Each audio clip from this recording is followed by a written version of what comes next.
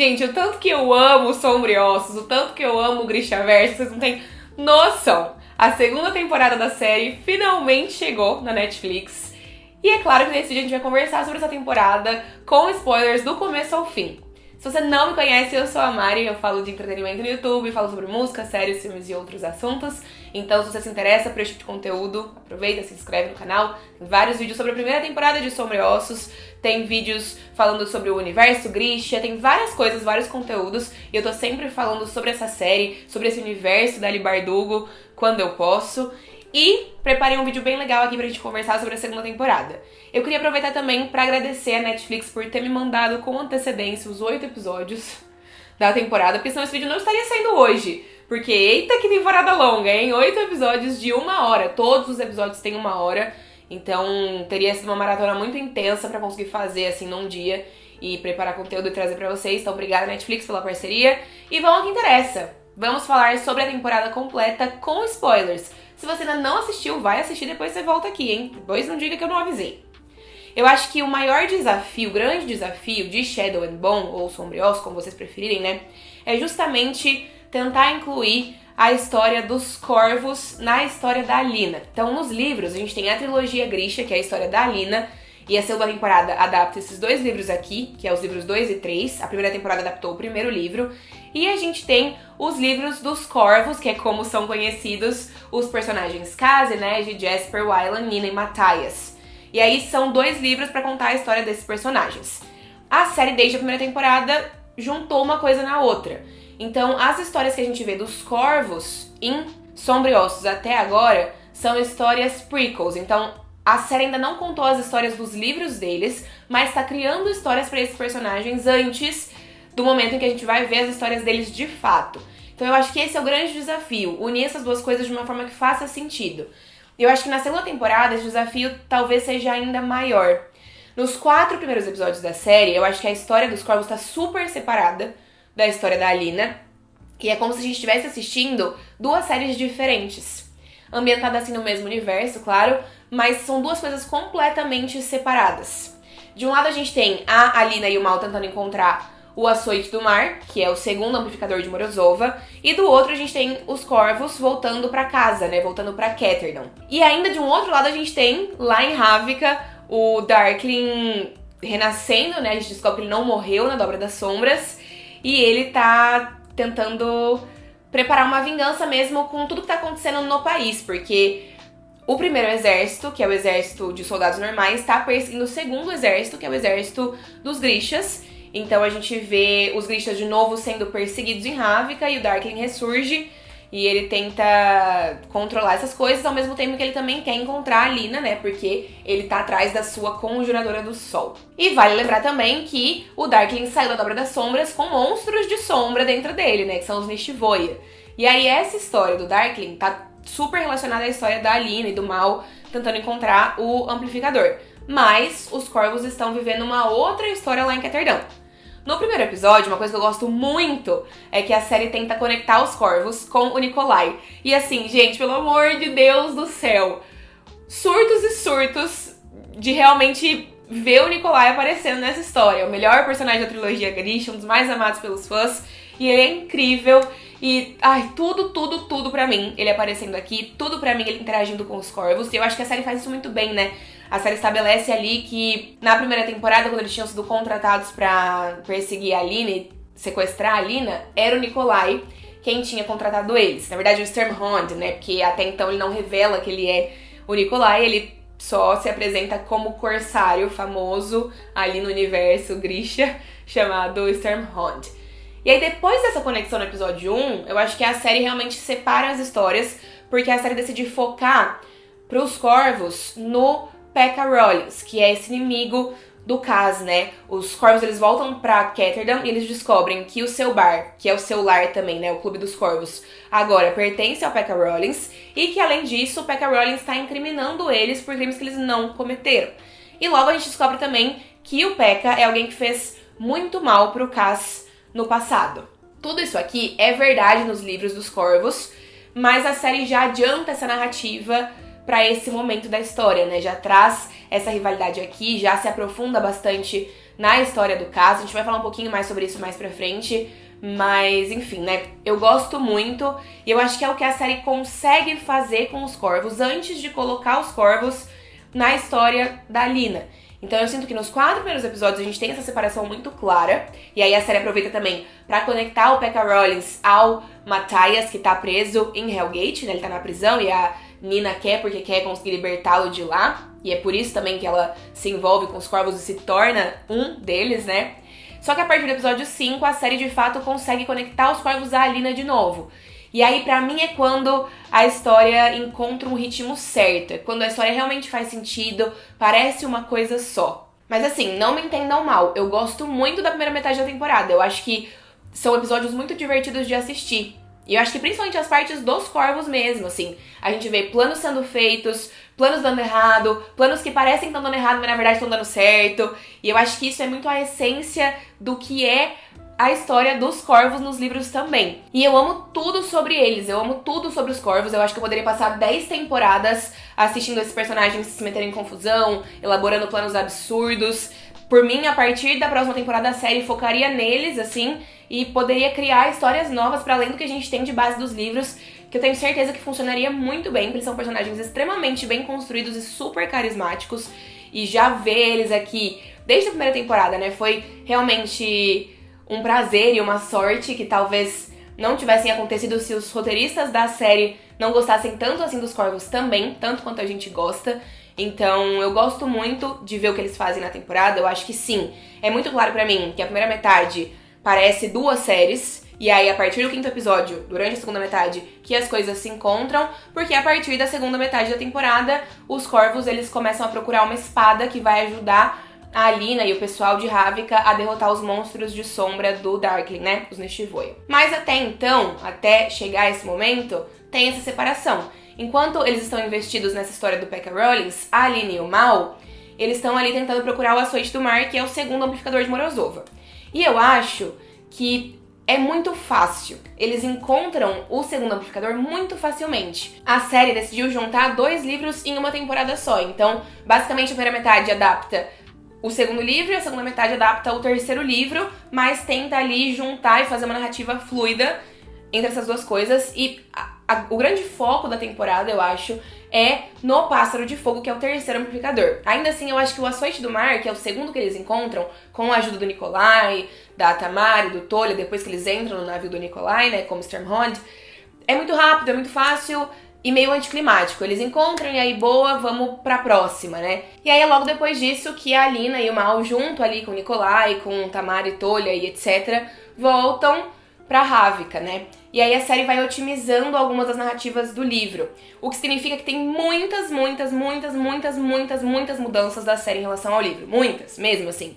E vai ter um vídeo aqui no canal especificamente sobre as mudanças, só pra comparar uma coisa com a outra, mas eu já quero adiantar que eu gosto muito das mudanças. Eu acho que a série sabe como contar essa história de um jeito diferente, mas mantendo ali a história e fazendo melhorias nela, né? Claro, tem coisas que eu gostaria de ter visto e eu não vi. Por exemplo, eu jamais diria não pra ver a Jessie Maylin com cabelo branco, porque eu acho que teria sido icônico. Tem várias coisas importantes do livro que a série decide não usar e que eu gostaria de ter visto. Ainda assim, eu acho que a temporada funciona muito bem, o ritmo é bom. A partir do episódio 5, as coisas vão caminhando de um jeito que faz muito sentido, uma história bem harmônica, na minha opinião, né? E eu acho que do episódio 5 ao episódio final é surto atrás de surto. Porque a partir do episódio 5, a série foca ali na busca da Alina e do Mal pelo terceiro amplificador. E não demora muito pra gente descobrir que o Mal, na verdade, é o terceiro amplificador, porque ele faz parte da linhagem do Morozova e tem parentesco com o Darkling, né? Essa é a grande revelação da temporada. E aí é nesse momento que a Alina percebe que ela vai ter que sacrificar a coisa mais importante pra ela. Vamos falar um pouquinho sobre Alina e Mal? Eu sinto que a série deveria ter desenvolvido esses 2 de uma forma mais interessante na primeira temporada. Porque eu sinto que aqui na segunda temporada, talvez o público tenha dificuldade em comprar essa história, em comprar a dor da Alina, em realmente acreditar no que está sendo contado, sabe? Eu sinto que a série poderia ter feito um primeiro beijo deles na temporada passada, mas deixa pra fazer aqui num momento meio X do início da temporada. Eles estão, sim, super fofos, eu adoro as cenas dos 2. Acho que a cena entre eles de sexo é muito bonita, depois que eles descobrem que o Mal basicamente vai ter que morrer pra Alina completar o seu destino, né? Só que eu lembro que, apesar dos vários problemas que o Mal tem no livro, que a série tirou, né, da história, eu senti um friozinho na barriga por eles que eu não sinto muito com a série. Então eu tenho medo que a química dos dois não funcione pro público e tenho medo que o público realmente não se comova com o final dos dois personagens, com a dor que a Alina tá sentindo aqui. Eu gostaria também que a série tivesse tentado colocar o plano do David em ação, o plano de talvez não precisar matar o Mal de fato, e aí colocado em ação e, por exemplo, ter feito dar errado mesmo o plano, até eles perceberem que não tinha outra forma, o Mal precisava morrer. Porque eu acho que talvez isso teria trazido mais densidade a esse dilema da Alina. Não sei se faz sentido o que eu tô falando, mas foi uma coisa que eu fiquei pensando, assim. A série poderia ter explorado a Alina tentando encontrar outras formas antes de simplesmente matar o Mal, porque a série acaba optando por fazer o Darkling atacar eles antes que eles possam testar qualquer coisa, né? E logo a gente já vai pro clímax, mas é aquilo, a série juntou duas histórias em uma só, então não tinha muito como se prolongar tanto assim, né? Porque ainda que a série seja bem longa, são apenas 8 episódios de 1 hora. E aí logo a gente já entra pra batalha e surto atrás de surto. E eu vou dizer pra vocês que a hora que a Inês aparece matando um monstrão de sombra do Darkling, eu gritei, tipo, mais ou menos o tanto que eu gritei em Vingadores Ultimato na pré-estreia, entendeu? Pra mim foi isso, aquele momento da batalha que vai surgindo os heróis na Marvel. Pra mim foi isso, surgiu a Inês, depois surgiu o Tolha, e aí foi surgindo os Corvos. Tudo, entendeu? Foi tudo, absolutamente tudo. É ela, são eles. E a gente vê, de fato, uma sequência final que é muito, muito, muito legal pra mim. E eu gosto muito quando os Corvos entram aqui nesse momento da história, né? A task deles pra encontrar a espada, claramente era uma história que a série precisou inventar pra conseguir incluir eles na mesma narrativa da Alina, né? Porque isso não existe nos livros em nenhum momento. Eu acho que é perceptível que a série precisa realmente criar umas coisas ali pra eles poderem fazer parte, mas eu acho que o roteiro consegue aproveitar bem essa oportunidade pra explorar ainda mais os personagens, né? A gente vê que o Aylan não sabe ler, mas ele tem vários outros conhecimentos em outras matérias. Isso é uma coisa pra gente prestar atenção numa próxima temporada. O Jasper tem uma visão com a mãe dele. A gente entende que ele esconde o seu poder Grisha porque ele tem um trauma, porque a mãe dele morreu usando esse poder. A gente também se aprofunda ainda mais nas memórias do passado do Cass, que tem um passado extremamente triste. Tipo, o Cass era um menino que levou um golpe junto com seu irmão, né, do Pekka Rollins, perdeu tudo que eles tinham, que já não era muito, e o irmão morreu de varíola, né, de praga mesmo, e acreditou-se que o Cass também tinha morrido. Então, os soldados, na época dos acontecimentos, pegaram os dois e jogaram no mar junto com os outros corpos. Então, o Cass acordou vivo, cercado de cadáveres. Isso é um grande trauma pra ele, que me arrepia toda santa vez, sério. Que dó, coitado. E aí ele não consegue tocar em outras pessoas porque ele tem traumas emocionais e físicos de tudo que aconteceu com ele no passado, né? E aí ele é apaixonado pela Inês, e a temporada desenvolve um pouco melhor os dois também. E a gente vê a Inês tendo uma visão, né, dela beijando o Cass quando eles são ali envenenados pela planta ali, tentando, né, pegar a espada. E a gente sabe que, pelo menos por enquanto, nada assim pode acontecer entre eles, então é muito triste. E eu gosto que a série consegue aproveitar essas oportunidades mesmo pra explorar os personagens e as histórias deles o tempo todo, assim, sabe? E enfim, depois eles vão, né, depois de pegar a espada eles voltam, encontram a Alina, e eu acho que a sequência final do episódio 7, que daí termina no 8, né, é muito forte. Eu amei ver o Nikolai e a equipe que tá ali com ele entrando em combate com os Grishas do Darkling. Uma sequência foda de ação que realmente foi tudo. Eu gostei demais mesmo, assim. E aí a gente tem, claro, a Alina finalmente conseguindo destruir a Dobra das Sombras, só que pra isso ela precisa matar o Mal. Ela destrói a Dobra das Sombras, ela mata o Darkling, mas pra tudo isso acontecer ela também precisa matar o Mal, só que logo em seguida ela ressuscita ele. E é claro que não vai ser tão simples assim, né? Eu acho que essa temporada foi brincando e avisando um pouco a Alina de que talvez, dependendo das ações que ela tomasse, ela ia cada vez mais ficar mais parecida com o Darkling. E aí ela termina a temporada usando Merzots, que é algo que o Darkling usou mais do que deveria, e isso sempre tem consequências. É magia pura, não é a pequena ciência, né, que eles falam. A Alina recebeu muitos avisos, mas ela termina tomando a decisão de realmente ligar o foda-se e salvar o amor da vida dela. Mas enfim, esse final teve muitas pontas soltas. Também vai ter vídeo aqui no canal de pontas soltas e teorias pra próxima temporada. Mas eu quero comentar algumas dessas pontas soltas enquanto eu comento especificamente sobre alguns personagens. Porque pra mim, A coisa que eu mais amo nessa série e nesses livros são de fato os personagens, e eu amo que a série sabe trabalhar esses personagens e entregar bons momentos pra gente, né? A gente conheceu o Nikolai aqui, que era um personagem que todo mundo tinha uma expectativa, e pra mim é o seguinte, quem disser que o Patrick Gibson não é o Nikolai perfeito, eu vou dar uma surra. Porque ele entrega tudo, ele entrega as frases de efeito, a personalidade certa pro personagem, a imagem de um príncipe que agora é rei, né?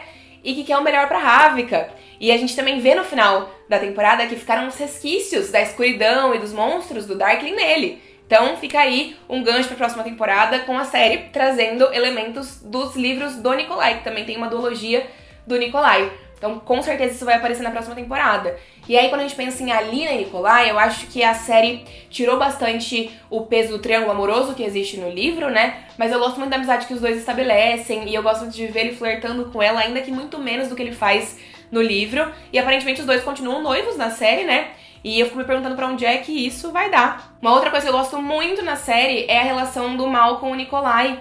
Os dois implicando um com o outro, com o negócio do nome do mal e com a história de qual é a diferença de pirata e corsário. E aí eles se tornam praticamente amigos mesmo, e é o Nikolai quem dá uma vida pro mal, né?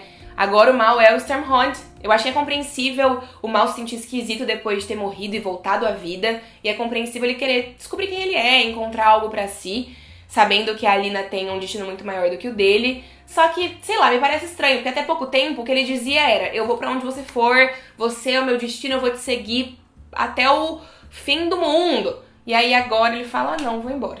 Então não me convenceu muito, né? E aí pensando também, Alina e Darkling, eu acho que aqui a série estabelece também que eles são inimigos, né? A série para de brincar com o flirt entre os dois, dizendo pro público mesmo: olha, o Darkling é um vilão e vocês não podem shippar os dois juntos porque ele é um vilão e ela tá indo contra ele, né? Eu acho que a primeira temporada flerta muito com os dois. Aqui, a temporada coloca um basta. Inclusive, falando do Darkling, eu senti ele um pouco apagado nessa temporada.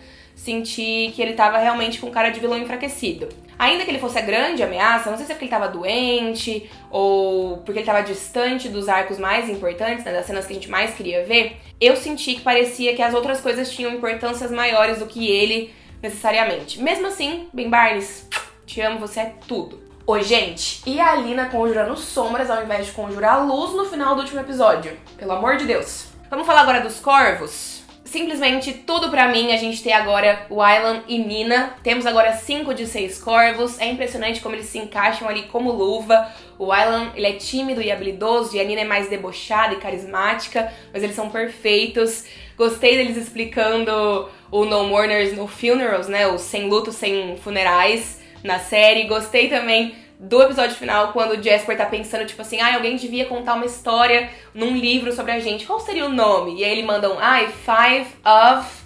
E aí a série corta, mas é uma alusão mesmo ao nome Six of Crows, só que por enquanto eles só são 5 e eu mal posso esperar pra ver eles tornarem 6. Mas falando do sexto integrante, Matthias está preso. Matthias está preso e a Nina tá tentando encontrar um jeito de salvá-lo, né? E a gente vê ele pensando nela e se perdendo pouco a pouco. Juro. Mas ele tá pronto pro que a gente precisa dele na hora de contar a história de Six of Crows mesmo, né? E quero ver como a série vai continuar conectando Matthias com Pekka Rollins, com os Corvos, nas próximas temporadas. Isso porque eu estou segura de que vai ter mais uma temporada pelo menos, hein? Eu quero mais várias, mas a próxima, se não tiver, eu vou lá bater na porta da Netflix porque não tem a menor condição. Falando agora sobre os casais dos Corvos, casais entre os Corvos, começando por Wylan e Jasper. Fofinhos demais. Eu queria que a série tivesse optado por um slow burn maior, que é o que os livros fazem.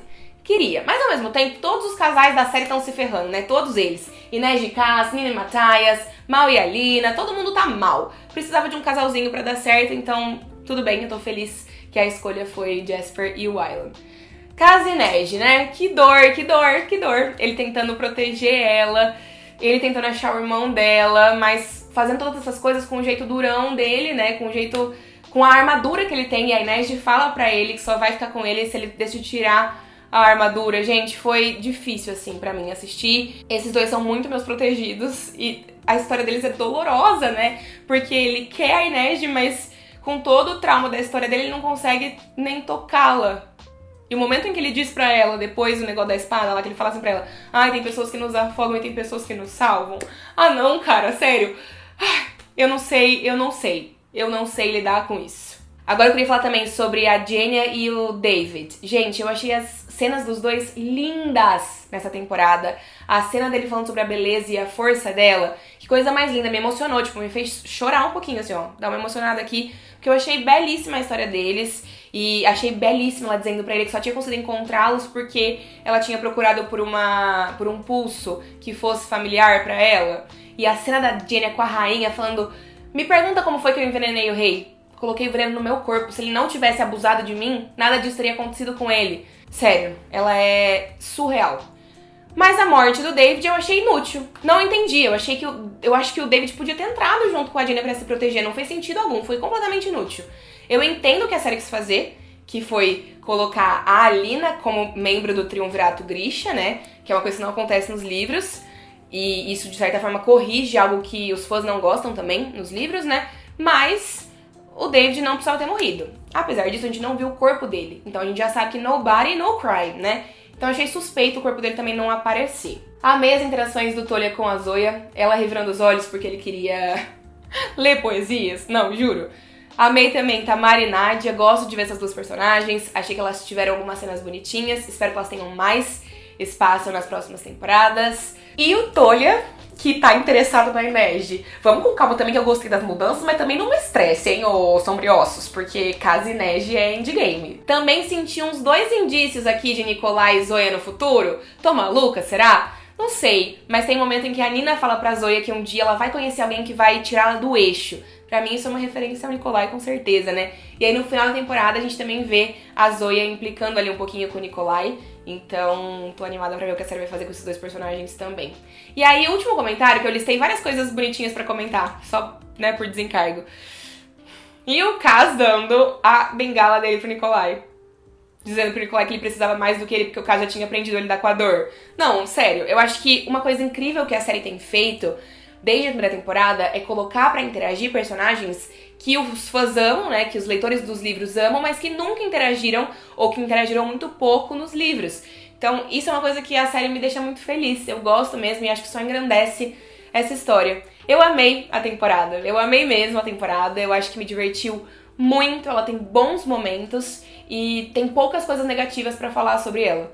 Então foi um grande acerto da Netflix, na minha opinião. Não sei se todo mundo vai concordar comigo, não sei se é porque eu amo muito essa história e aí eu relevo também muita coisa e já, enfim, me impressiono também facilmente, tudo me faz muito feliz. Mas eu tive essa impressão de que a temporada começa com um ritmo meio complicado, porque tá tudo muito separado, mas depois ela encontra o seu lugar, encontra o seu ritmo certo e aí funciona muito bem até o final. E eu acho que vai continuar funcionando, porque na próxima temporada a gente deve ver a Jurda Parem, que é uma droga aí que é introduzida na última cena da primeira temporada e que guia todo o plot do primeiro livro dos Corvos, né, que é o livro Six of Crows. Então eu estou animada.